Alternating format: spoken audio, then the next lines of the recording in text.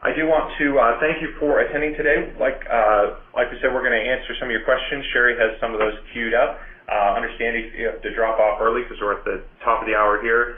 But please continue to follow us. You can follow us on Twitter, on Facebook, or on YouTube, where our video recording of this presentation will be posted in just a few days. So, Sherry, do we have some questions for either me or Charles? Boy, we do have some questions, and they're pretty much evenly divided. But there are a couple of them that more than one person asked. And Charles, I think I'm going to give these to you. Okay. First of all, it's the burning question. Both you and Mike mentioned I-9 verification, and people are wondering what that is. Okay, great. The I-9 verification is basically a form that serves as a checkoff list. For example, whenever you're hiring a new employee, there's certain documentation that you must check to verify that that person is who they say they are.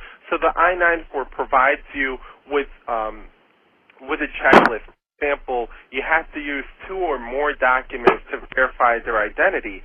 You can use a passport, you can use a driver's license, a social security card, if they don't have a driver's license, a driver ID card as well.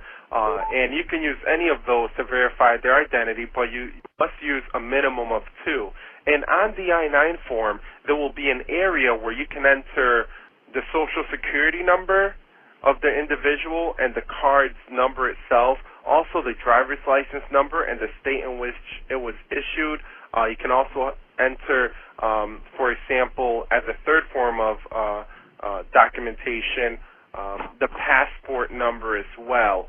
And that file, the I-9 form, you would actually keep it in the employee record file, so in the primary file. And within that file, you must store it in that file. And, for example, if the person, it later becomes known that this person, for example, is not here legally, isn't authorized to work, is using someone else's identity, and let's say the INS comes or the Department of Homeland Security does an audit of your records, you will have this documentation support that you did your due diligence while hiring this candidate.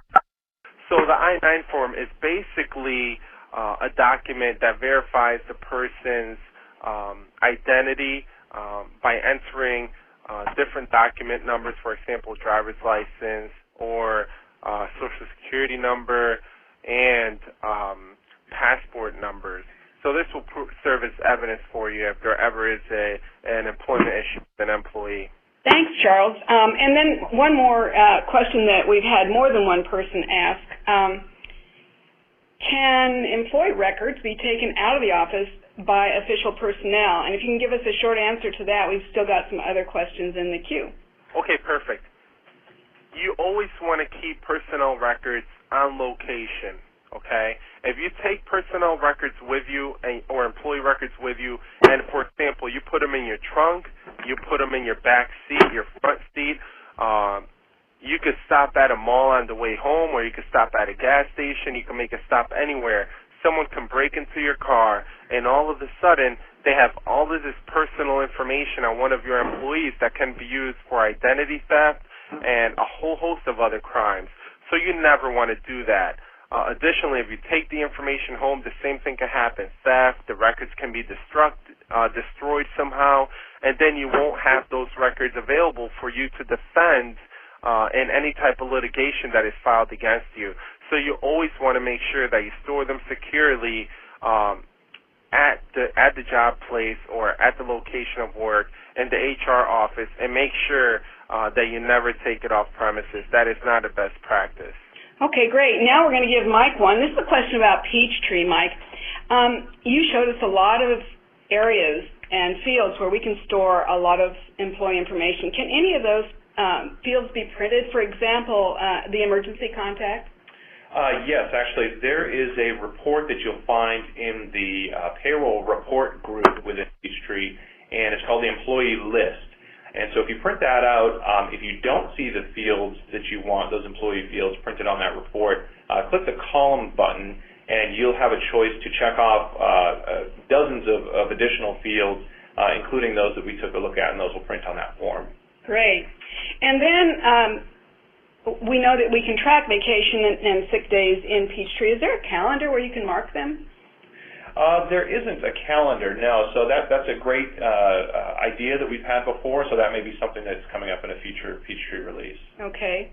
And Charles, this sounds like someone who's having a specific problem. I'm going to give this to you quickly. What are the guidelines for salaried employees' work hours?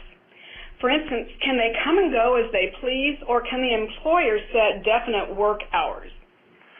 Well, as the employer, you can set the work hours. For example, let's say 8 to 5 or 8 to 4 o'clock. You set the work hours.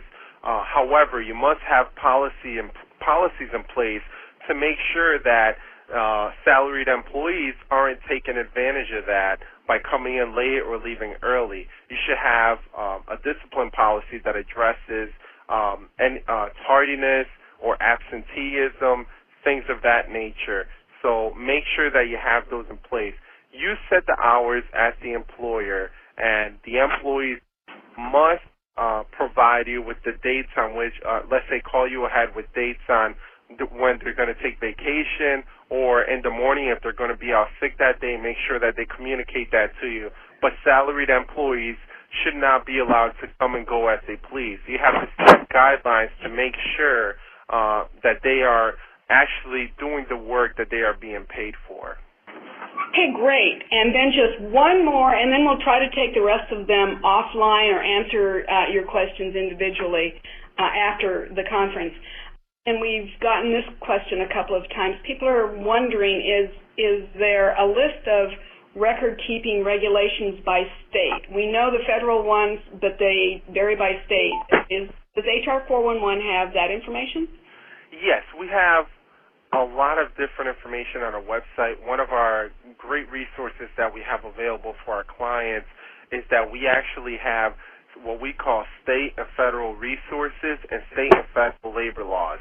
Whenever you have a question that's specific to your state or specific to the federal guidelines or regulations, you can actually just from a drop-down menu select your state and then select the topic that you are looking information on, and you will receive summaries of those laws, basically in layman's terms, and information on how to become compliant with those laws and what you need to know to make sure that you don't expose yourself to legal liability.